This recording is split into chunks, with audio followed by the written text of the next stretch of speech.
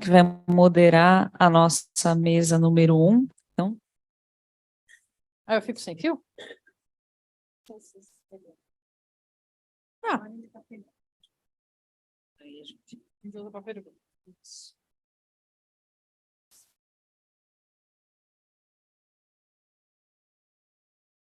Bom dia, retornando aos nossos trabalhos desta manhã.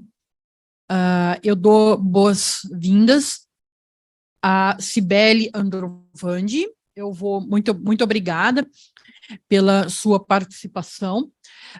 Já para compor a mesa, né, eu quero chamar a Magda, por favor. Senta aqui, pode sentar do ladinho, você não precisa ficar no...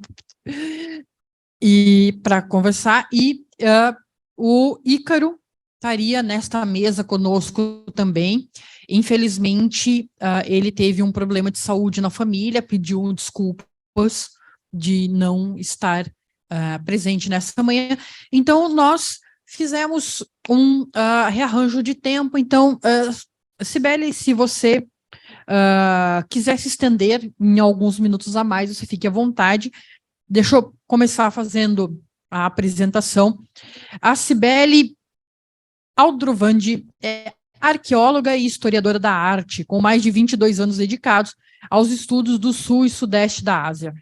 Possui mestrado e doutorado pela USP, com estágios em pesquisas no Huntington Archive of Buddhist and Asian Arts, em Columbus, nos Estados Unidos da América, e no Department of Archaeology of Deccan College, em Pune, na Índia. Desenvolveu 3 pós-doutorados financiados pela FAPESP e pelo CNPq, com pesquisas no Archaeological Survey of India, em Delhi, na Maison de...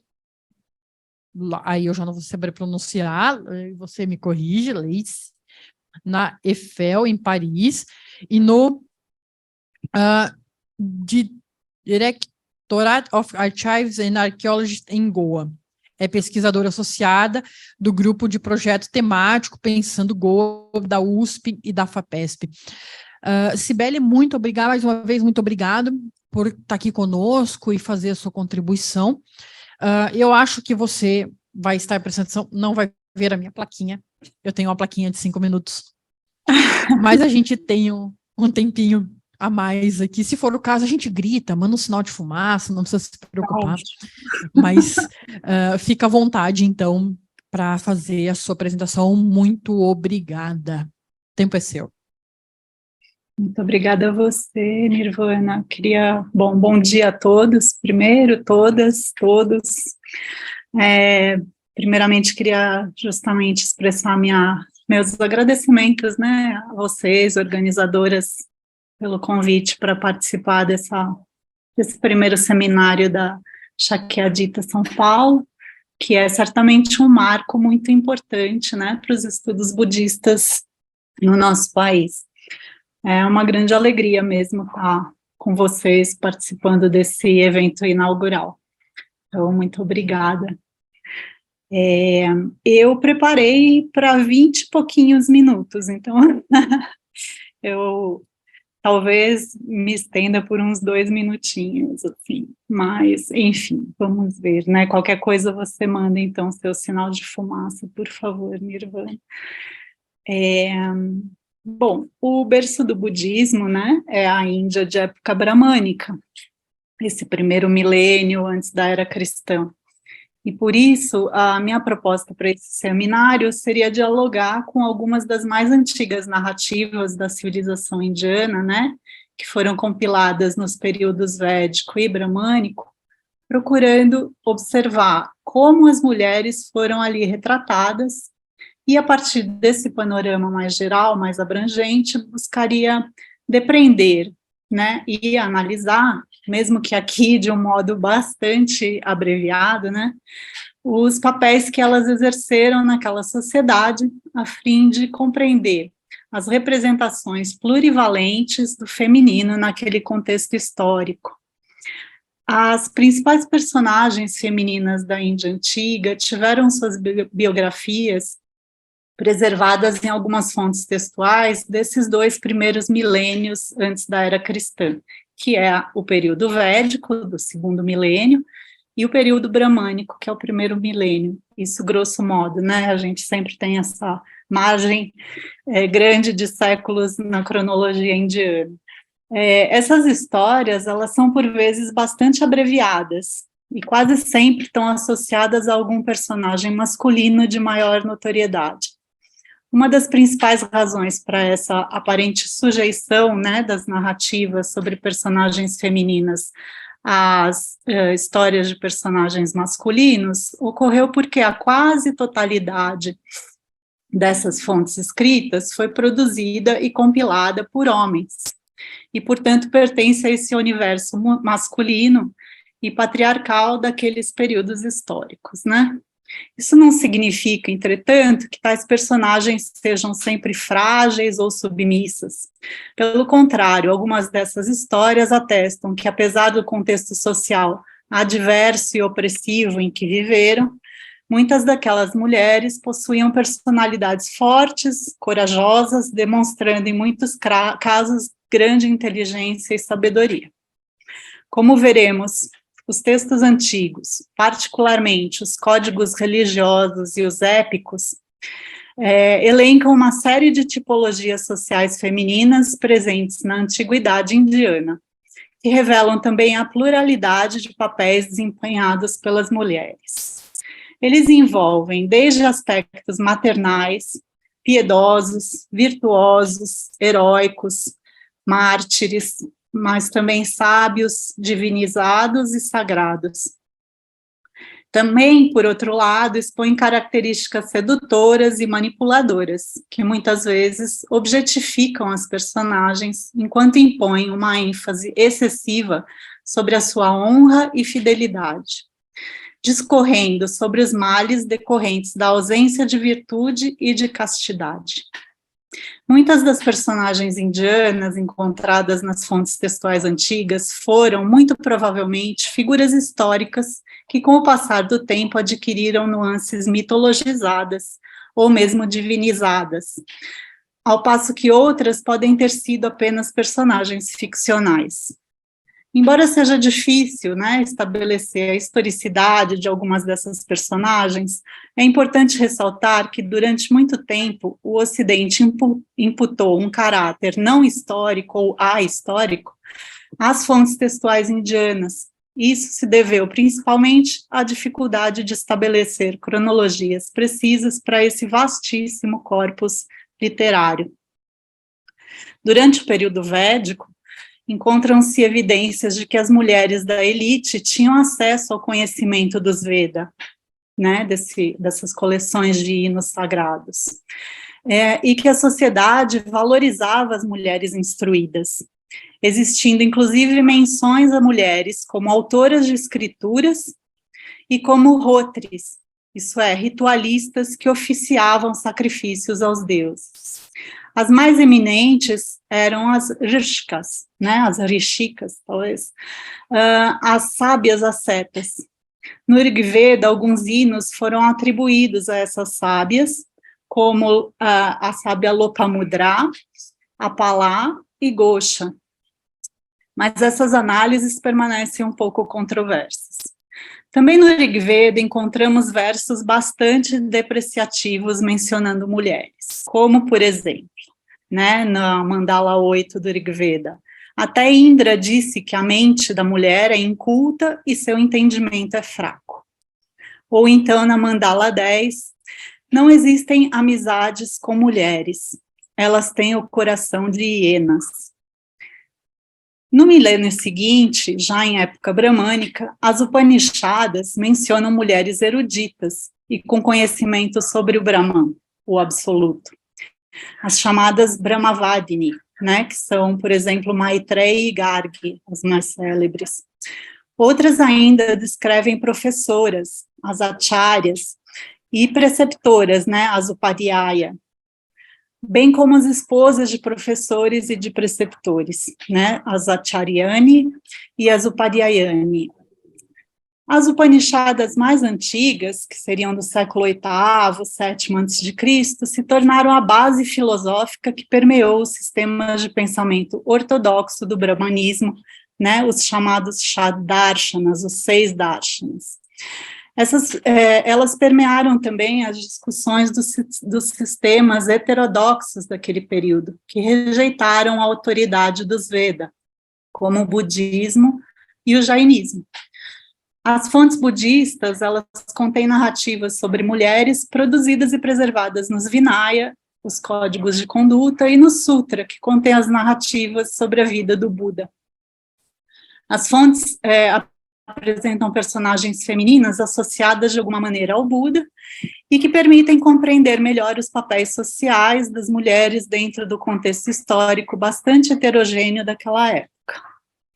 Entre elas, as mais conhecidas seriam a rainha Maya, né, Mayadevi, a esposa do rei Shuddhodana e mãe de Siddhartha Gautama, Mahaprajapati, citada pela monja Nirvana, propriamente estudada, né, depois eu quero muito ler a tua dissertação, viu, Nirvana? E que se tornaria, portanto, a primeira monja budista, né, ou então Yashodhara, a esposa do príncipe Siddhartha e mãe de Rahula, que também se tornou monge, mas também Amarapali, por exemplo, a célebre cortesã da antiga cidade de Vaishali, onde o Buda proferiu seu último sermão. A gente tem ainda uma outra monja chamada Utpalavarna, que tem uma história muito interessante, e ela aparece em alguns relevos como quem teria recebido o Buda quando ele desce do paraíso Trayatrimsha. E é mencionado uma certa troca de gênero dela em algumas narrativas, né? Bom, essas e outras narrativas budistas sobre mulheres, elas estão sendo também estudadas pela monja Stella, né, a Lobsang, e em seu doutoramento, e eu torço muito para que seja um trabalho bastante bacana, tenho certeza que vai ser. As fontes textuais da fase seguinte do período bramânico, elas são muito numerosas, né, muito extensas, e entre aquelas que nos trazem mais informações em relação às mulheres, destacam-se os Dharma Sutras, ou Dharma Shastras, né, os códigos de conduta, de ética do brahmanismo, que contêm as instruções e normas para a vida secular e espiritual daquela sociedade. Entre eles, a gente destaca o Manava Dharma Shastra, ou Manu Smriti, que são as Manu, né? Um texto com regras sobre as diversas aplicações do Dharma, que não o Dharma budista, mas o Dharma da raiz sânscrita Dha, né, que é sustentar, e os próprios hindus chamam o hinduísmo, não de hinduísmo, mas de Sanata Dharma, né, o Dharma eterno. Então, todo esse código, ele engloba as normas para a vida religiosa, né, o comportamento público e privado, as questões cívicas estão ali discutidas, os costumes e a moral, isso é, tudo aquilo que sustenta justamente a sociedade. Essa fonte em particular, né, ela possui uma série de excertos bastante difamatórios sobre as mulheres, que foram elencadas pela Jameson, né, num livro muito interessante, que afirmam, por exemplo, né, só para a gente ter uma ideia, o seu pai a protege na infância, seu marido a protege na juventude, seus filhos a protegem na velhice, uma mulher não merece independência. Ou então, porque elas não têm força viril e mantras védicos, as mulheres não são verdadeiras. Isso está firmemente estabelecido. Uma outra importante fonte desse período sobre o papel das mulheres na sociedade védico-bramânica são os itihasa, né, os poemas épicos, os célebres Ramayana e o Mahabharata. Os estratos mais antigos do Mahabharata exaltavam as mulheres de muitas maneiras, como superiores a seus esposos, condenando os homens que difamavam as mulheres. No entanto, textos interpolados posteriormente descrevem as mulheres como naturalmente sensuais, sexualmente insaciáveis e ansiosas em seduzir os homens. A sociedade, ela elogiava a mulher fecunda e casta, por dar continuidade às linhagens familiares. No entanto, isso levou à percepção de que as mulheres estavam associadas ao mundo material e que o ciclo menstrual e o parto restringiam o crescimento espiritual. Os códigos de lei, eles fornecem uma série de regulamentos relacionados, por exemplo, às atividades interditas às mulheres menstruadas, grávidas ou puérperas, que são consideradas poluídas e devem, por isso, ser parcialmente removidas do convívio cotidiano e dos rituais. Isso, como foi mencionado, né, na fala da monja Nirvana, há toda uma questão sobre a poluição das mulheres quando estão menstruadas. Assim, os excertos mais tardios dos épicos revelam que as mulheres eram definidas por seus papéis como mães, esposas e filhas, e que seu dharma consistia em um serviço altruísta à família patriarcal. Enquanto isso, as mulheres eram mantidas em seus espaços domésticos, refreadas pelos autores misóginos dos Dharmashastras, que inicialmente tinham caráter de manuais normativos, mas que no decorrer do tempo se estabeleceram como códigos sagrados de lei. Ao longo do Mahabharata, encontram-se várias afirmações acerca das mulheres, cujo tom também não é dos mais amistosos, como, por exemplo, né, esses também levantados pela Jameson. As mulheres são falantes de mentiras. A inconstância é a norma nas mulheres. Ou ainda, países onde uma mulher, um jogador, uma criança governam, afundam impotentes como jangadas de pedra em um rio. Mulheres são a raiz do erro e têm fraca compreensão. Ou ainda, não existe nada mais nefasto do que as mulheres. A longa experiência de desigualdade de gênero no subcontinente indiano tem suas raízes estabelecidas durante o período védico-bramânico. O Arthashastra, por exemplo, sancionava a poligamia desde que o marido cuidasse de todas as suas esposas, mas não reconhecia a poliandria. Embora Draupadi, né, a grande heroína do Mahabharata, seja um exemplo claro de poliandria, e muito interessante. Todos esses cursos, esse corpus literário, é embasado pelos 4 fundamentos que norteiam o homem bramânico. A necessidade de manutenção, né, dessa ordem social daquele período exigiu a criação de um código moral com os deveres do indivíduo, que é conhecido como Purushartha. E ele é descrito em 4 aspectos. O primeiro deles é o Dharma, isso é, o dever religioso, a retidão, os valores éticos e morais, e a harmonia com a natureza e a ordem universal. O segundo seria a Artha, né, o dever de acumular riquezas e bens materiais em benefício da família. O terceiro, Kama, a busca do prazer, dos sentidos, de uma forma geral, que incluía, por exemplo, a arte, a música e a estética. E, finalmente, moksha, né, a libertação dos ciclos de existência, a transcendência, que corresponde à realização no plano espiritual. Esse código ele esteve intimamente associado ao sistema ashrama, apresentado nos Dharma Sutra, e que estabelecia as 4 etapas de vida de um homem.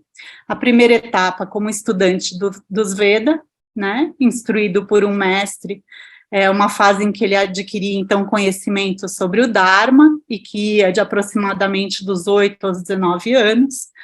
A segunda etapa, quando ele se casava e se tornava chefe de família, entre os 20 e 29, para gerar filhos e produzir riqueza, ou seja, realizando Artha e Kama, né?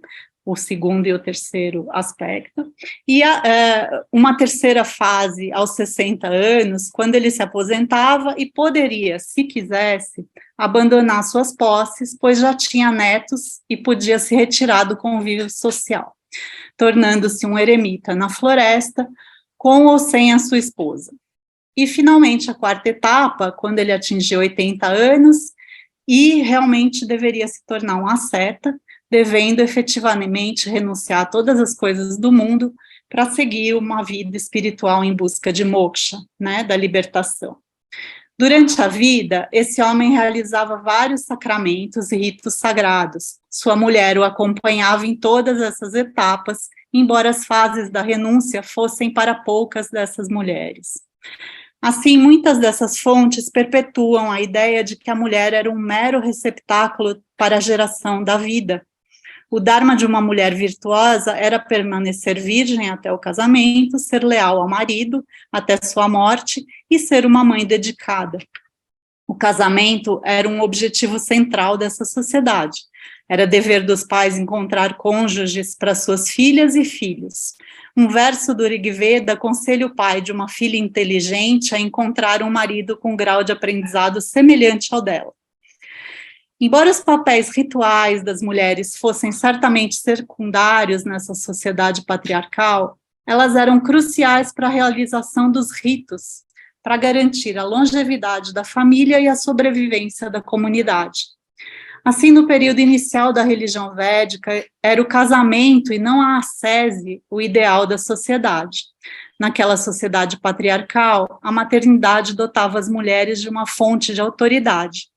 E esse amor materno ainda é valorizado e considerado superior a todos os demais na Índia até os dias de hoje, né, o amor materno. A mulher, portanto, não era um impedimento no caminho religioso, e sim uma parceira indispensável nos ritos e cerimônias religiosas. No entanto, durante o primeiro milênio, em época bramânica, a sociedade passou a ter um grande respeito pelos homens e mulheres celibatários, os sannyasis. Os deveres sociais impostos às mulheres certamente atrapalhavam aquelas que tinham um maior interesse pela vida ascética de meditação. O dharma doméstico das mulheres associava-as ao lar, né, como cuidadoras dos filhos e dos idosos. Poucas mulheres podiam deixar de lado esses afazeres domésticos em busca da realização pessoal. A maior chance de uma mulher levar uma vida contemplativa estava em se casar com um homem que também aspirasse pelo mesmo, pois assim ela poderia se retirar com ele para a floresta depois dos 60 anos, né? Enquanto a vida de eremita era considerada necessária para o homem de meia idade, a nova tendência social de retiro ascético e especulações filosóficas entre os jovens representava uma séria ruptura da vida familiar para aquela sociedade, como a que ocorreu, né, a mais célebre de todas, que é a do príncipe Siddhartha Gautama, que parte aos 29 anos, ele abandona o palácio em busca da iluminação, ou seja, bem antes dos 60 anos, né? Nesse sentido, análises mais detidas e recentes sobre as personagens femininas presentes nas fontes da Índia Antiga têm apresentado interpretações muito interessantes para a compreensão do papel da mulher naquele contexto védico-bramânico. Para alguns desses pesquisadores, a mulher como agente independente, ela é um subproduto quase acidental dessa tensão existente na antiga ideologia indiana, isso é, entre os dois objetivos religiosos masculinos de caráter basicamente conflitantes. Por um lado, o desenvolvimento do ideal ascético e, por outro, a necessidade de procriação. Um homem, durante aquele período, devia ter filhos, e seus filhos sucessivamente, não apenas para garantir a continuidade, da linhagem, mas também a sua própria permanência no céu, já que o homem ali permanece após a morte por meio da adoração ancestral realizada por seus descendentes masculinos. No entanto, a idealização do asceticismo preconiza como uma das formas mais poderosas, né, de prática, o controle da sexualidade. Assim, os homens são confrontados com o paradoxo. Eles não devem desejar sexo, mas precisam de seus produtos. Uma das maneiras de resolver esse dilema foi justamente localizar tais objetivos, né, aparentemente contraditórios, em diferentes estágios cronológicos de vida.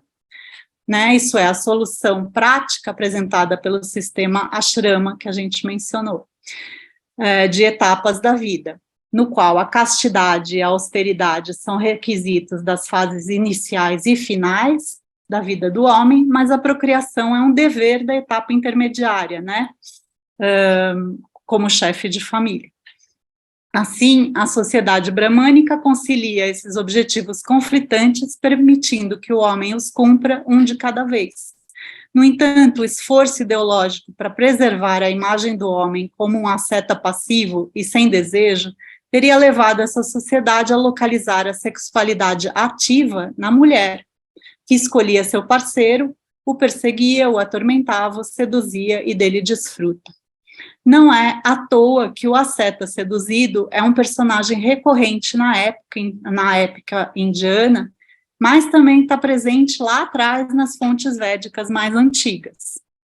Apesar da existência de sociedades regionais poliândricas, matrilocais e matrilineares de origens autóctones e dravídicas datadas de períodos pré-védicos, bem como de enclaves mais tardios de monjas budistas, jainistas e hindus, as muitas camadas da sociedade patriarcal dominante foram alicerçadas pela adoção de valores culturais e religiosos provenientes dessa chamada brahmanização do subcontinente indiano. Isso ocorreu séculos antes de o islamismo e o cristianismo europeu infundirem suas próprias características patriarcais naquela sociedade. Tais elementos tiveram efeitos duradouros na vida das mulheres da Índia, estabelecendo paradigmas de conduta e de educação a partir das hierarquias e das normas de gênero. Em suma, a partir das narrativas presentes nas fontes textuais da Índia Antiga, é possível depreender que as mulheres ocupavam uma posição plurivalente, muitas vezes paradoxal naquela sociedade. Toda essa ambiguidade presente nos personagens femininos está associada, como vimos, ao fato das fontes textuais do período védico bramânico terem uma cronologia que abarca quase 2 milênios de composição, e, ao mesmo tempo, terem sido produzidas por autores masculinos. Assim, as descrições dos personagens femininos derivam quase que exclusivamente desse olhar patriarcal.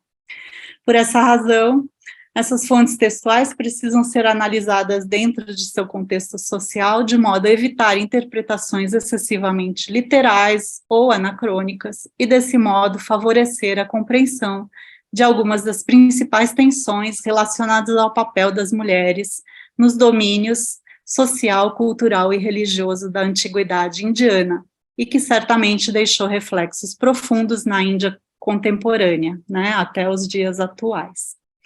Muito obrigada, era isso que eu tinha para apresentar. Espero não ter me estendido demais. Não. Muito obrigada pela sua apresentação. Não, você não se estendeu demais, nós temos esse tempinho. Eu passo agora a palavra a Magda Loureiro Mota Chinaglia, doutora em Medicina pela Faculdade de Ciências Médicas da Universidade Estadual de Campinas, mestre em Medicina pela Faculdade de Medicina da Universidade Federal de Minas Gerais, especialista em ginecologia e obstetrícia pelo Hospital das Clínicas da UFMG, e pela Federação das Sociedades Brasileiras de Ginecologia e Obstetrícia. Graduada em Medicina pela Faculdade de Medicina da UFMG, é consultora e membro da diretoria da Reprolatina, Soluções Inovadoras em Saúde Sexual e Reprodutiva.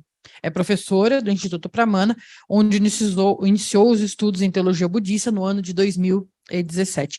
Aida, muito obrigada pela sua participação, por ter aceitado aqui estar conosco compondo essa mesa, e o tempo é seu. Estão me ouvindo? Tá. É que eu falo muito baixo. Bom, primeiramente eu queria agradecer, queria dar bom dia novamente para todas, todos. Queria agradecer a Chakyadita, Monja Estela, Monja Nirvana pelo convite, a Universidade Metodista, o Instituto Pramana, a Associação Buda Dharma, pela oportunidade.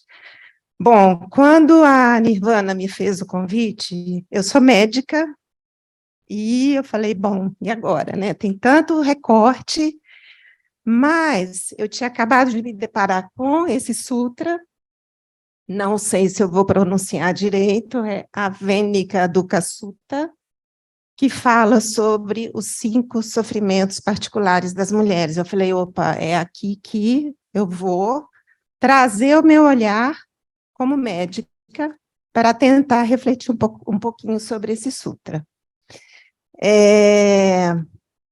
Pode passar o próximo, Nay, por favor? Só para a gente contextualizar um pouco, as 4 nobres verdades são um ensinamento central no sistema budista, que fala sobre 4 verdades: a verdade do sofrimento, a verdade das causas do sofrimento, a verdade da cessação e a verdade do caminho que leva para a cessação dos sofrimentos. Especificamente, em relação à primeira nobre verdade, o Sutra explica quais são esses sofrimentos aos quais todos nós estamos submetidos sem nenhuma escapatória. É o sofrimento do nascimento. Gente, os slides estão em inglês por causa das pessoas internacionais, mas eu vou estar traduzindo algum termo, se for o caso. Então, o sofrimento do nascimento, o sofrimento do adoecimento, do envelhecimento, da morte, o sofrimento de a gente ter que conviver com aquilo que a gente não quer e a gente se separar do que a gente deseja. Então, quanto a isso, não tem escapatória. Só que, além desses sofrimentos, há um sutra ensinado pelo Buda que fala que tem 5 sofrimentos que só as mulheres vivenciam.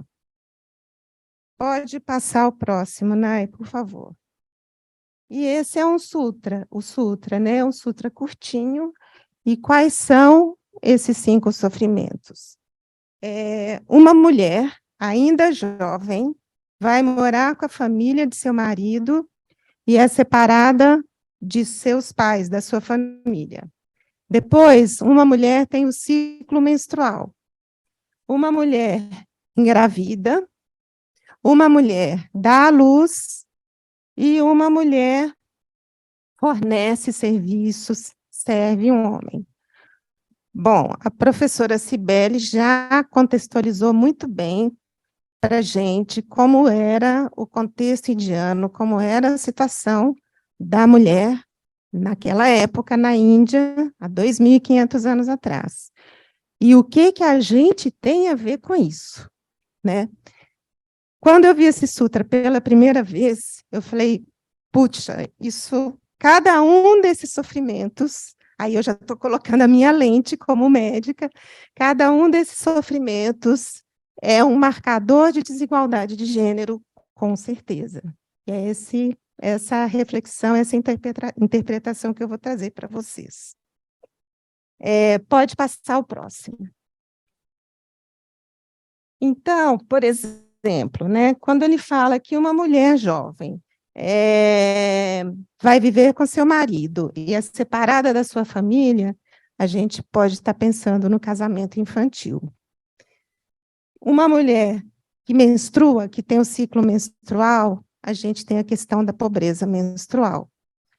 Uma mulher que engravida e dá à luz, aí eu juntei esses 2 sofrimentos num único marcador, que é extremamente importante, que é o da mortalidade materna, e uma mulher serve um homem, aqui a gente tem vários recortes possíveis, mas eu vou enfatizar principalmente a violência baseada em gênero.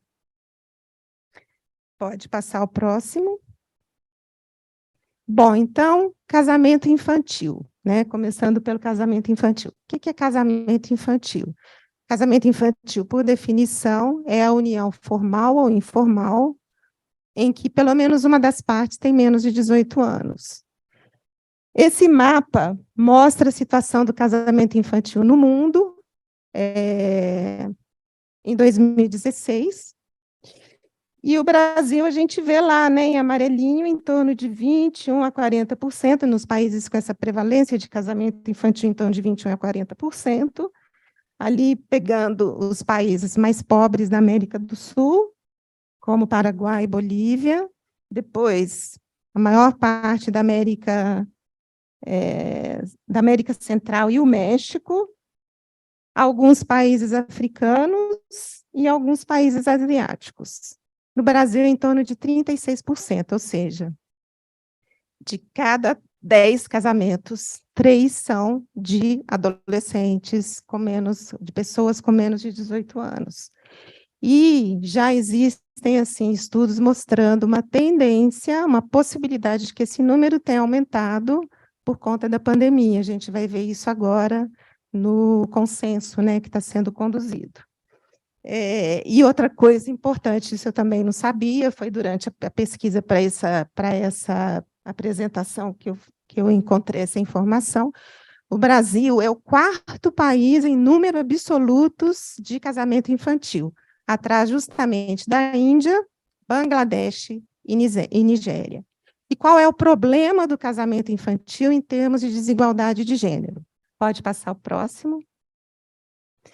O primeiro problema, óbvio, é o problema da gravidez na adolescência. O Brasil, assim, embora nos últimos anos tenha havido uma queda na porcentagem de partos em adolescentes, ainda é muito alta e é muito desigual. Por exemplo, nas regiões norte, nordeste, centro-oeste, a porcentagem é muito alta ainda. Sem falar naquele grupo de adolescentes mais jovens, de 10 a 14 anos, e essa prevalência vem se mantendo estável o tempo todo, não diminui, e a gente não pode deixar de lembrar que a maioria dessas gravidezes são resultantes, inclusive, de estupro. Outras consequências, né, são adolescentes, por conta do casamento precoce, que são mais vulneráveis à violência física, à violência sexual, consequentemente, a relações sexuais desprotegidas, risco para infecção de transmissão sexual e AIDS, que inclusive tem aumentado entre jovens e adolescentes aqui no Brasil, e também a questão extremamente importante do impacto social que isso traz, uma vez que limita o acesso à escola, acesso a serviços de saúde e acesso a oportunidades de trabalho. O próximo, por favor. O outro tema é a questão da menstruação. Menstruação e budismo têm vários significados, é muito interessante, é um campo de estudo muito abrangente, mas eu quis trazer aqui o recorte do Código Vinaya por causa desse artigo que está sendo escrito a 6 mãos, que a gente teve a oportunidade de pesquisar um pouco mais, e no Código Vinaya, a relação da menstruação com o Código Vinaya é muito interessante. Em geral, existem 4 regras sobre higiene menstrual no Código Vinaya, no Código Monástico Feminino. E as monjas me corrijam, por favor, se eu estiver errada. Uma das regras, essa regra é muito interessante, exige que as monjas usem o que eles chamavam de pano menstrual, inclusive com as instruções de uso. A história por trás desse preceito é muito interessante e realmente é explicado passo a passo como que elas deveriam usar. Uma regra que proíbe que as monjas mantenham consigo os panos menstruais comunitários, depois que elas não precisam utilizar. Regras para a higienização desses panos. E isso é uma coisa muito interessante, que eu tenho muita vontade de estudar em algum momento, são regras que proíbem o ingresso na comunidade de mulheres, ou que menstruam muito, ou que não menstruam. Tem uma série de motivos aí possíveis para isso, achei muito interessante, é uma coisa que vale a pena investigar depois. Mas, de maneira geral, pelo menos o que essa autora fala, Langenberg, ela estudou muito essa questão da menstruação no Vinaya, é que o sangue menstrual no Vinaya, no Código Monástico Feminino, não tem nenhum significado simbólico importante, é uma coisa natural. Gente, a gente está falando de um preceito de 2.500 anos atrás, naquele contexto que a professora Cibele estava apresentando para a gente. E aí a gente se pergunta de novo, o que a gente tem a ver com isso, né?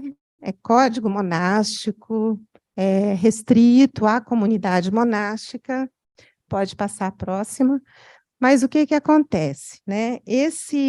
A maneira como a menstruação é tratada no Código Vinaya é uma inspiração para a gente, porque é uma contraposição direta ao problema da pobreza menstrual que a gente encontra hoje. Esse tema da pobreza menstrual, ele vem sendo explorado muito recentemente.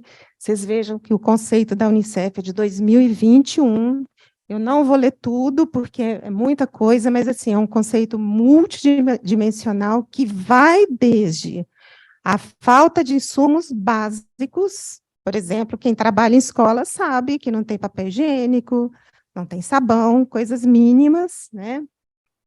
Sabe que adolescentes, por exemplo, muitas vezes menstruam na escola e não tem absorvente, a escola também não tem absorvente para fornecer.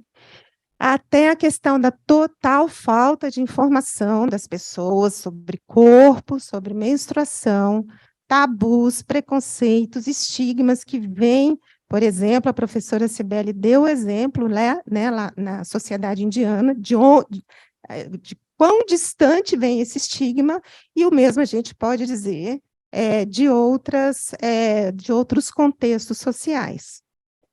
E vai também até a questões mais estruturais, de falta de saneamento básico, a taxação de produtos menstruais, por exemplo, a taxação aqui no Brasil, para um pacote de absorvente é em torno de 36%. É inacessível para muita gente. Pode passar o próximo. E qual é o problema também da pobreza menstrual, né? A própria Organização das Nações Unidas reconhece que a pobreza menstrual, essa falta, né, de gestão menstrual e de estigma relacionado à menstruação, tem um impacto muito negativo para a questão da igualdade de gênero. Realmente é um marcador de gênero importante. E traz todas essas consequências, né? Diminuição de oportunidades para adolescentes e para as mulheres, pela falta mesmo de acesso a insumos, o problema da exclusão, da discriminação. Se a gente for pensar, por exemplo, nos homens trans, não existe uma única política pública sendo formulada no Brasil que contempla essa população, por exemplo, né? Aumento do risco precoce para o início da atividade sexual, consequentemente, aumenta o risco para gravidez na adolescência, aumenta o risco para violência sexual, refazendo, né, todo o ciclo da violência sexual. E uma coisa importante, isso não é só de país pobre como o nosso, isso também é um marcador nos países de alta renda. Só um minutinho, deixa eu tomar uma aguinha. Pode passar o próximo, Nai. E aí a gente vai para o problema da mortalidade materna. A morte materna, por definição, é a morte de uma mulher ou durante a gravidez, até 42 dias depois do término da gravidez, independentemente da duração dessa gravidez, por causas relacionadas diretamente à gestação. Por exemplo, se é um acidente automobilístico, não entra como morte materna. Eu trouxe essa imagem, é uma imagem de Mahamaya. Mahamaya é a mãe do Buda, a mãe biológica do Buda. As escrituras contam que ela teria falecido no 7º dia depois do nascimento do Buda. Até tentei pesquisar sobre alguma hipótese em relação ao motivo, né, que ela poderia ter morrido, não encontrei quase nada sobre Mahamaya, para falar a verdade. Mas, se fosse hoje essa morte, com certeza seria considerada uma morte materna. E aí eu queria trazer para vocês um caso clínico. Deixa eu só ligar o meu aqui, porque está em inglês e eu não vou conseguir ler vendo daqui. Pode passar, Nai. Esse caso clínico... Obrigada.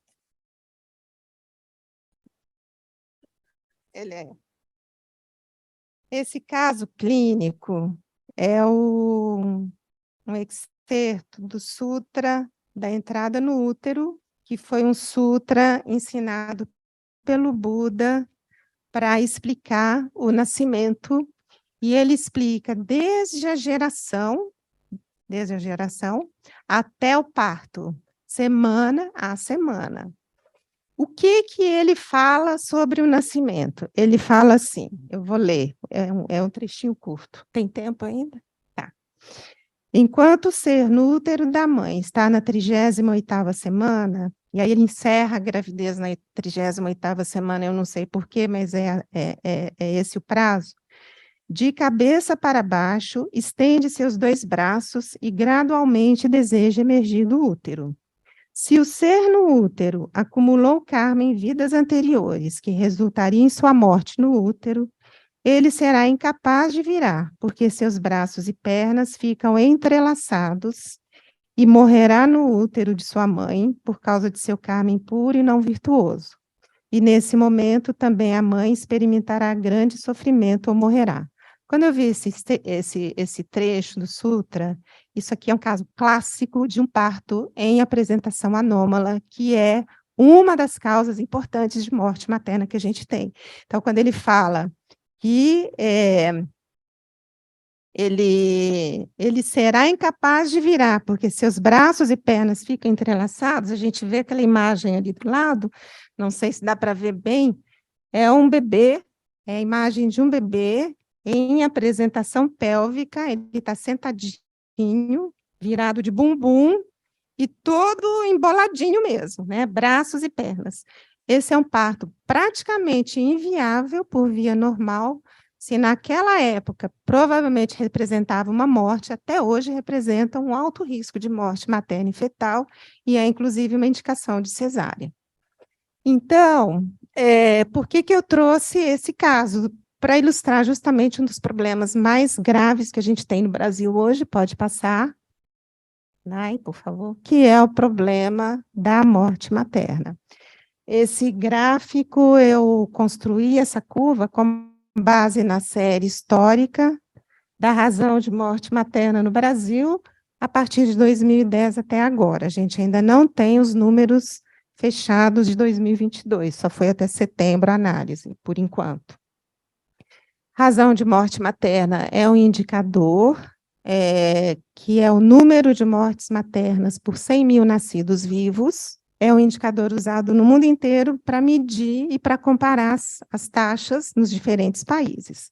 A gente vê que é uma curva meio esquisita, né? Ela vem mais ou menos ali estável, em torno de 40, 50, antes de 2010 tinha sido um pouco mais baixo, é um número que ainda é o dobro do que seria considerado aceitável em termos de morte materna pela OMS. Aí, em 2020, faz aquele boom, né? Daquela subida quase que em ângulo reto, né? Vai de 50 para 100. Ou seja, de 2020 para cá, nós tivemos o dobro do número de mortes maternas em relação aos anos anteriores. Parte da culpa desse problema é da pandemia, grande parte, pelo atraso nas vacinas de gestantes, pela falta de pessoal especializado em UTI, pela falta até de equipamentos, medicamentos, etc.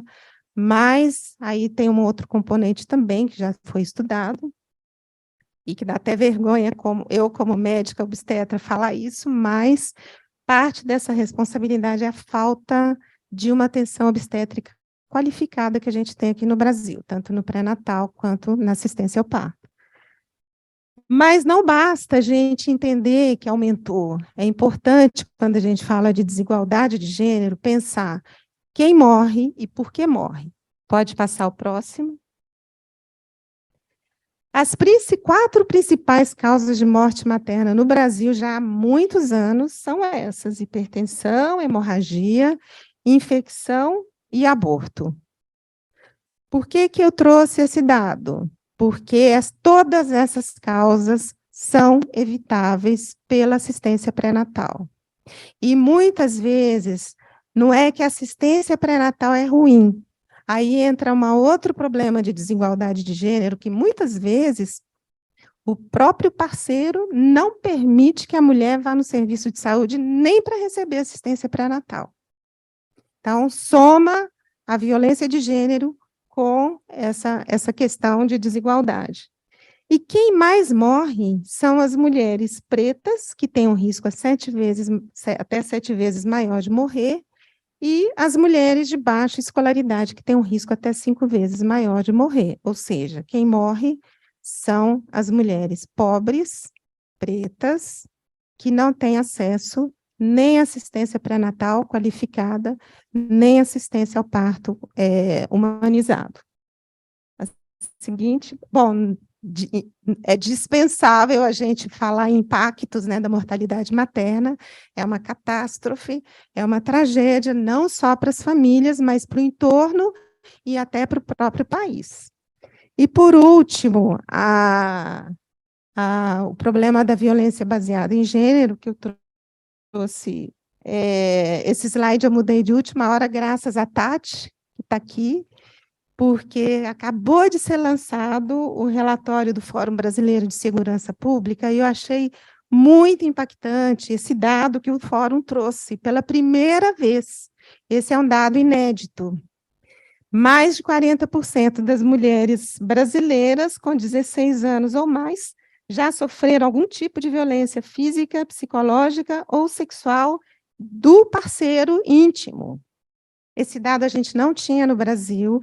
Esse dado não considera os assassinatos, não estão computados aí, e a gente precisa lembrar que mais ou menos 90% do assassinato de mulheres também é cometido pelo parceiro ou ex-parceiro. Algumas marcas que essa violência traz, primeiro a questão da naturalização da violência, e a gente vê isso na nossa prática, nós como ginecologistas, uma coisa que a gente vê o tempo todo, são mulheres que falam que elas não têm mais desejo, não têm mais vontade de ter relação sexual, mas que elas têm relação porque elas precisam servir o marido. E elas usam o termo servir ao marido, como se isso fosse uma coisa natural, e acaba sendo, né? Isso dificulta muito o empoderamento feminino, que ela enxergue, né, tem um outro olhar sobre seus direitos. Outras consequências, né? Por exemplo, danos ao sistema neuroendócrino, inclusive, assim, risco para desenvolvimento de diabetes em mulheres adultas, danos ao sistema imunológico, com riscos para uma série de doenças autoimunes, tumores, etc. Os problemas psicológicos, né, depressão, ansiedade, estresse pós-traumático, risco de suicídio, risco de problemas cardiovasculares, infarto, principalmente, morte prematura, abuso de álcool, de drogas, gravidez não planejada, gravidez não desejada, aborto, refazendo de novo o ciclo de morte materna. Seguinte. Bom, diante dessa situação, né, que é terrível, a gente se pergunta o que pode ser feito, né? Eu fiquei me fazendo essa pergunta durante muito tempo, enquanto eu preparava essa apresentação, e principalmente quando a gente considera os objetivos do desenvolvimento sustentável, o objetivo 5 é justamente sobre igualdade de gênero, e esse objetivo ele é extremamente ambicioso, porque ele prevê o alcance da igualdade de gênero e o empoderamento de todas as mulheres e meninas. O Brasil tem indicadores claros para cumprir as metas desse objetivo, mas, assim, quando a gente vê aqueles indicadores, a gente vê que não é possível ser um esforço coletivo, massivo, não só das mulheres, mas da sociedade em geral. Aí eu fiquei pensando, bom, e no escopo das religiões, o que pode ser feito, né? Porque se a gente for pensar em o que pode ser feito, são dias de seminário, né? Mas aí eu fui buscar nesses dois documentos, um documento das Nações Unidas, do UNFPA, e do Fórum Brasileiro, eles elencam lá algumas recomendações no âmbito das religiões. Então, no âmbito das religiões, é possível, por exemplo, disseminar informação, que as pessoas saibam, trazer para o concreto. Não é só falar de desigualdade de gênero como uma coisa teórica, de feminista louca, que fica queimando o sutiã. Não é isso. É tudo isso que a gente vê acontecendo no dia a dia. Esse é o nosso dia a dia. Então, essa disseminação de informação nos diferentes grupos, nas diferentes salas de aula é muito importante. Uma outra recomendação que eles trazem é o ensino já para as crianças, desde a infância mesmo, a questão de noções de respeito e de não violência. Tentar criar uma cultura de não violência que tem que ser a partir da infância. Muito importante o papel das religiões na implantação de redes de apoio para essas mulheres que estão em diferentes situações, e um papel fundamental das religiões, que é o de influenciar as leis, para que essas leis elas sejam mais benéficas para as mulheres, para que elas sejam mais igualitárias e para que a gente consiga, de alguma forma, melhorar esse quadro que é trágico, terrível, que a gente tem na nossa sociedade. Eu acho que era isso. Pode passar o próximo, né, por favor? Era isso. Obrigada, gente.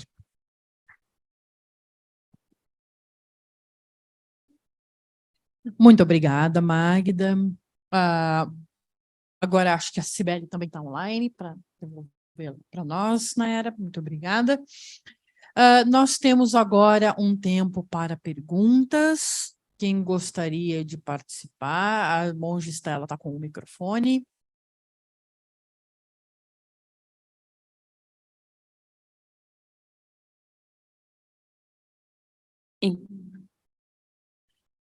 Eu tenho duas perguntas, uma para a Cibele, para a professora Cibele, e uma para a Magda. A pergunta que eu queria fazer para a professora Cibele é com relação a se ela tem alguma informação,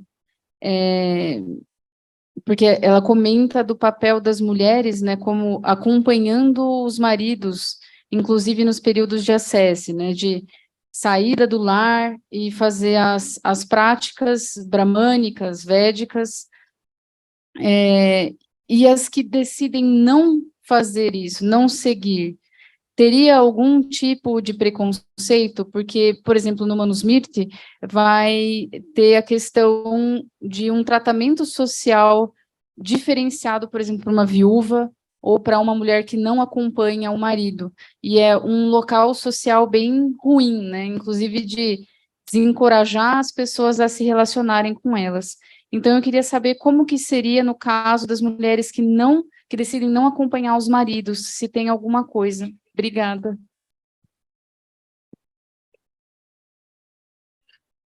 Obrigada, Patrícia, pela pergunta. Bom, existe certamente isso que você mencionou, né, de um lugar extremamente ruim para as mulheres que perdiam os maridos, e isso não é só naquela época, até hoje, né, isso se perpetua. A culpa do marido morrer, até hoje, é culpa da mulher, se o marido morre, né, na visão hindu. Claro que isso já melhorou bastante, mas ainda existe, né, nos lugares mais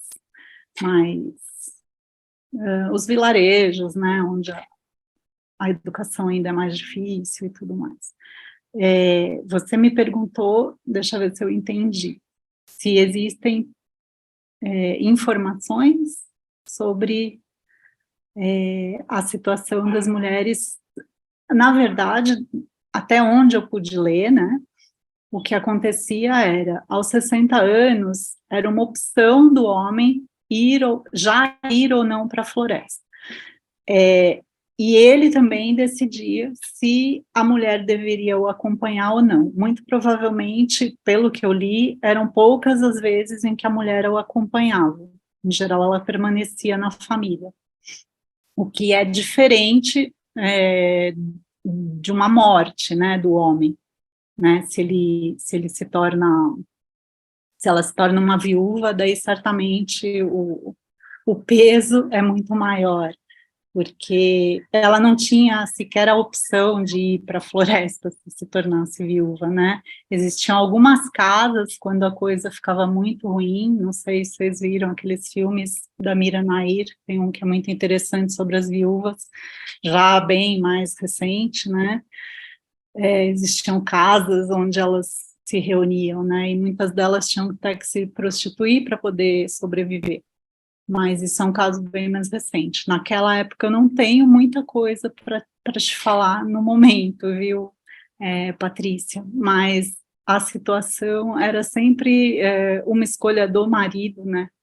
E muito provavelmente poucas vezes elas iriam para a floresta, né? Tanto que você não vê retratado isso, né? Quando a gente olha para a iconografia, você sempre tem homens, né, retirados nas florestas. É muito raro você ver alguma iconografia que tenha mulheres ali também. Embora a gente sabe que existiam, né? As próprias sábias que eu mencionei, védicas e tal, elas, algumas delas, né, dessas poucas que a gente tem notícia, elas viveram com os maridos nas florestas, mas os caras também eram, né, pessoas bem mais elevadas, digamos assim. Eu não sei na população em geral, né, a gente está falando de uma elite intelectual que não só fazia isso, não só pregava isso, mas fazia, né, chegava aos 60 anos e ia para a floresta em busca de moksha. Não sei se eu te respondi, você me fala, porque eu posso complementar. Não, respondeu sim, obrigada. Eu achava que era uma decisão que podia partir delas, mas não, então é uma decisão do marido, então se ele decidisse, ela só obedecia. Então, obrigada. Tanto para ir quanto para ficar. Muito ruim. Obrigada. Muito ruim. E a pergunta agora para a Magda, né, com relação aos indicadores, né, que você trouxe sobre essa naturalização, né, das violências diárias nas mulheres, se você percebeu em algum momento na sua prática o quanto a religião acompanhava isso ou não. Obrigada pela pergunta. Sabe, Paty, assim, você está perguntando em relação à minha prática, né? Na minha prática, eu não investigo sempre qual é a religiosidade da pessoa, justamente para evitar qualquer tipo de influência, não sem situações assim mais específicas, que eu preciso, por exemplo, indicar uma transfusão de sangue, aí eu preciso saber, né? Mas, a grosso modo, o que eu vejo, essa questão da naturalização, de ter que servir um homem, esse papel submisso, essa resignação, ela permeia desde todas as religiões, majoritárias pelo menos, até as mulheres que eventualmente não falam de nenhuma religião. Eu não vejo nenhuma diferença em termos assim de ser mais ou menos intenso dependendo da religião, tá? Mas isso é só uma observação, não tem nada a ver com evidência, tá? Muito obrigada. Mais alguma pergunta, professor Plínio?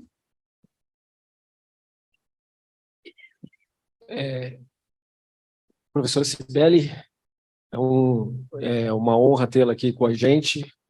Eu queria fazer uma pergunta que é a seguinte: quando o homem procurava, a partir dos seus 60 anos de idade, ia para a floresta ou para fora de casa, procurando a libertação, moksha,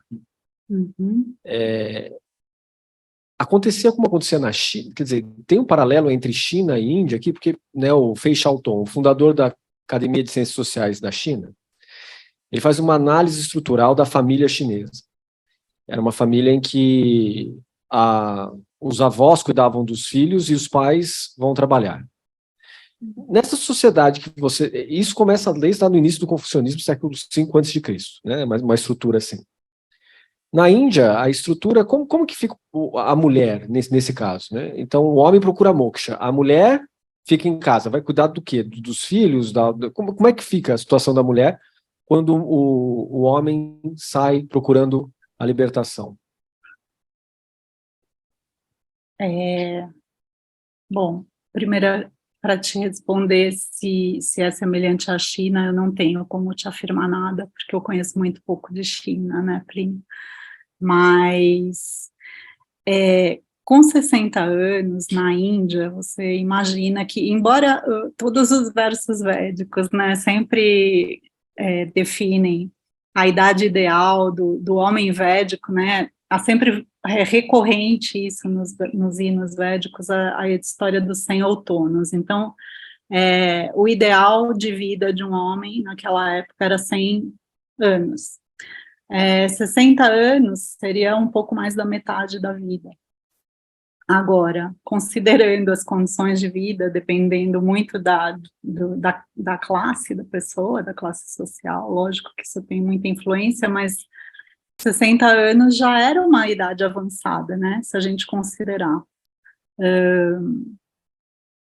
Para aquela época, provavelmente também. E, bom, para uma mulher, ou ela ia acompanhar o marido na floresta, talvez essa mulher não quisesse, não tivesse muito interessada em moksha também, né, a gente está partindo do princípio de que ela estava, mas é que somos nós aqui, né.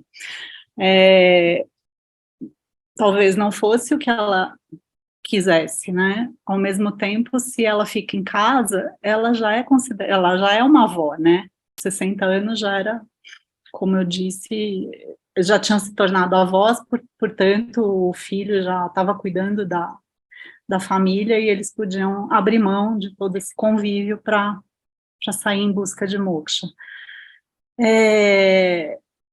Essa mulher, ela, se ficasse em casa, ela provavelmente ia só mandar na esposa do marido, né, que é muito o comum até hoje lá. Por isso que hoje em dia os jovens não querem essas famílias estendidas, né, eles querem ter a casa deles mesmo. Então, assim, eu não sei te dizer, porque tudo que eu li até agora não tem uma descrição muito precisa desse momento em que a mulher poderia permanecer em casa enquanto o marido foi embora, mas isso sempre me dá essa sensação de pessoa secundária mesmo, né, ela não é o foco, o que tá sempre, porque mesmo nos livros, né, quando você lê, o foco está no homem, não está no que aconteceu com a mulher, então é muito difícil para a gente também estabelecer isso, com certeza. Você tem Lopamudra, você tem Gosha, são mulheres de uma elite muito pequena, né, muito especial ali, muito específica também. Então, não dá para usar como um exemplo geral. Não sei se eu te respondi, mas é um pouco o que eu posso te dizer mesmo, viu? Só mais uma pergunta, para a Sibeli de novo. Como que você vê o impacto ao longo da história da Índia dessa tentativa de colocação da mulher como uma renunciante na comunidade dos renunciantes do Muni, do Buda Shakyamuni, do Buda? Desculpa, como eu dei uma cortadinha, Plínio. Como que você vê o impacto da construção do código Vinaya feminino, se teve um impacto social relevante ou não ao longo da história da Índia? Teve algum impacto no sentido de colocar a mulher sob um guarda-chuva de proteção, ou é só uma repetição da estrutura social vigente já nos Vedas, que adquiriu uma nova roupagem e que continua com a centralização masculina? Eu acho que com certeza tem uma grande mudança, né? Agora, a gente tem que pensar que essa mudança talvez tenha sido muito mais impactante fora da Índia do que na própria Índia, porque a Índia, o budismo, depois do século X, vai sofrer muito, né? Vai praticamente ser terminado. Daí você só vai ter budismo na Índia depois, muito mais tarde, né? Como se diz isso? Um budismo recente, digamos assim, né, com os Adivasi, Sankasta e tudo mais. Eu acredito que sim, que o budismo com o Vinaya feminino teve uma influência bastante grande. Agora, isso muito provavelmente mais talvez nos países que você conhece melhor, a China, Japão, etc., do que propriamente aqui. E talvez não para as mulheres budistas em geral, mas para as monjas, né? Uma consciência talvez maior, não sei te dizer. Agora, na Índia, propriamente dita, eu acredito que é difícil você mensurar isso, né, porque o budismo foi sendo, com a invasão islâmica, o budismo foi sendo espremido e foi lá para os Himalaias, enfim, Sudeste Asiático também, mas na Índia, propriamente dita, você tem digamos, encerramento do budismo, né, depois do século X ali. Não sei se faz sentido para você o que eu estou te falando. Agradeço muito, muito obrigado pelo esclarecimento. Obrigada a você. Oi, tem mais alguém para fazer perguntas? Senão vai uma pergunta para a Magda. Tem mais? Pode? Magda, como que você vê a questão de um possível impacto na sua pesquisa em termos de transformação social pela teoria do Anatman, né? Como que você vê isso? Anatman quer dizer essa não substancialidade ou não existência ontológica do ser em si, ou do eu, ou do egoísmo, né? Na questão da saúde da mulher, né? Pelos seus dados, assim, né? Como que você vê isso? Tem impacto? Não teria impacto? Seria irrelevante? Seria relevante? Como é que ficaria? Obrigada pela sua pergunta. Assim, eu confesso que eu já pensei um pouco sobre isso e fiquei pensando sobre isso durante a preparação dessa apresentação, né? Porque, assim, quando a gente pensa em desigualdade de gênero, o que fazer, né, para enfrentar essa questão, obviamente, a gente está imaginando uma situação utópica, né? Eu imagino que seria talvez a base para a gente demolir essa situação de desigualdade que a gente tem, porque como a mulher ela é vista pelo homem como um ser inferior ainda, né?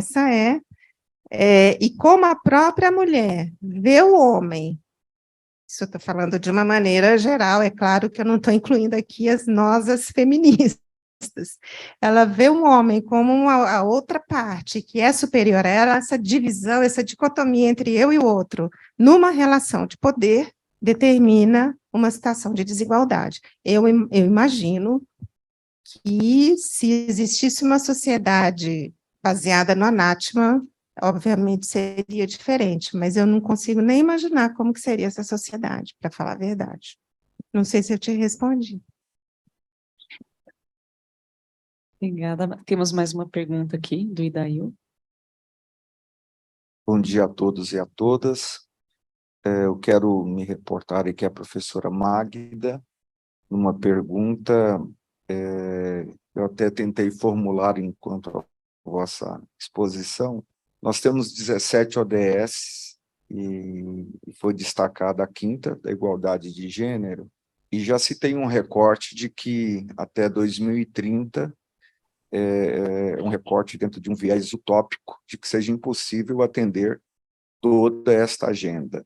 E aí a professora abordou os 5 sofrimentos de marcadores de desigualdade de gênero, e se diante desse recorte utópico, se algum que, no vosso olhar de urgência, se destacaria para trabalhar, uma vez que foi apresentado de que, como sugestão, as influências das leis para dar assistência a esse recorte. Se é possível engajar um esforço maior, ou se há ainda dentro desses 5 sofrimentos, alguns dentro do vosso olhar de maior necessidade de atuação.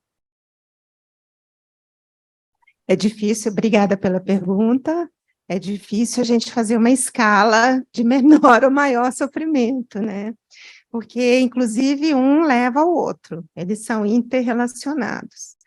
Mas, se a gente pensa em impacto, mais abrangente, sem dúvida nenhuma. A gente tem uma emergência atualmente, que é o problema da mortalidade materna. O Brasil, no pico da pandemia, o maior número de mortes maternas no mundo, durante o pico da pandemia, foi no Brasil. E o Brasil já avisou, já de antemão, já avisou que não vai conseguir cumprir a meta de reduzir para 30 a razão até 2030. Isso já deu por fracasso o cumprimento dessa meta.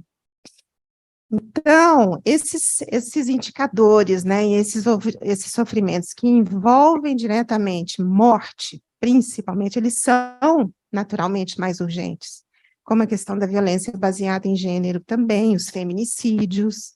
Existe a Lei Maria da Penha, mas essa lei precisa ser aperfeiçoada, precisa de mecanismos legais para ela ser efetivamente cumprida. Em relação à mortalidade materna, é necessário também o aprimoramento das leis para que as mulheres tenham uma assistência mais segura. Por exemplo, o problema da pobreza menstrual, hoje a gente praticamente não tem leis no Brasil. Eu estava conversando por coincidência ontem com uma enfermeira que faz um trabalho voluntário em comunidades lá em Campinas, e ela é um trabalho sobre dignidade menstrual. Sabe como que eles fornecem nesse trabalho voluntário? Sabe como que elas fornecem insumo? Por doação. Não existe nenhuma política pública, ou existe, assim, pensada, né, uma outra coisa, em alguns municípios, em alguns estados, mas a nível federal, nenhuma política que está sendo implementada para trazer dignidade para essas pessoas. As mulheres presas, as mulheres de rua, as adolescentes nas escolas, as escolas, não precisa nem de lei para colocar papel higiênico, absorvente e sabonete nas escolas, não precisa de lei para isso.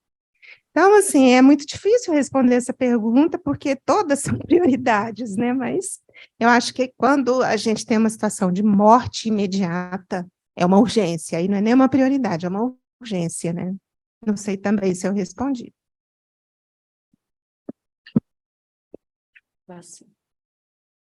Uma última pergunta, Tati? Muito obrigada, professora Cibele, professora Magda. Tenho uma pergunta para você, Magda. Você colocou ali que acho que a religião tem uma grande, né, responsabilidade aí também nesses processos. Aí eu lembrei da cartilha que a própria Mandrágora fez, né, em conscientização aos líderes religiosos. Aí eu queria saber se, na área da medicina, ou na OMS, se tem algum trabalho voltado para a conscientização, sei lá, de algum trabalho de conscientização da medicina, nesse recorte, voltado para a religião, né, de como poderia melhorar essas práticas não só de saber dessas mortalidades e tudo mais, de também ensiná-los a orientar. Obrigada pela pergunta. Existem, sim, alguns guias, algumas iniciativas, mas existe muita dificuldade de diálogo, isso a gente reconhece, existe muita dificuldade de diálogo entre religião e saúde. Pelas suas histórias, são histórias diferentes. A história da saúde vem de um ativismo em defesa intransigente dos direitos, etc., etc., etc., e é uma trajetória diferente da religião. Então, muitas vezes, esse diálogo é muito difícil de ser estabelecido. Aqui no Brasil, eu não conheço nenhuma instituição ou organização não governamental que faz esse vínculo. E é uma coisa que eu penso muito, para falar a verdade, né? Porque eu vejo que sem somar, eu acho que não é possível a gente melhorar a situação. precisamos de médicos nas ciências da E religião. precisamos de pessoas da religião na saúde, É, né? o contrário também. Obrigada. Bom, muito obrigada, professora Sibeli, muito obrigada, professora Magda, obrigada, pessoal. Nós estamos em tempo. Alguém tem mais algum comentário? Posso só falar uma coisa rapidinha? Claro, fica à Obrigada, Nai, pelo suporte. Bom, muito obrigada, pessoal. Agora nós temos o intervalo para o almoço. Nós voltamos às 14h. É isso mesmo, 2 horas. Então, aí hoje à tarde nós teremos também um coffee break no intervalo, teremos o sorteio de um livro e espero vocês para a nossa mesa da tarde, que vai focar em traduções, horizontes e desafios, ok? Então, até logo mais.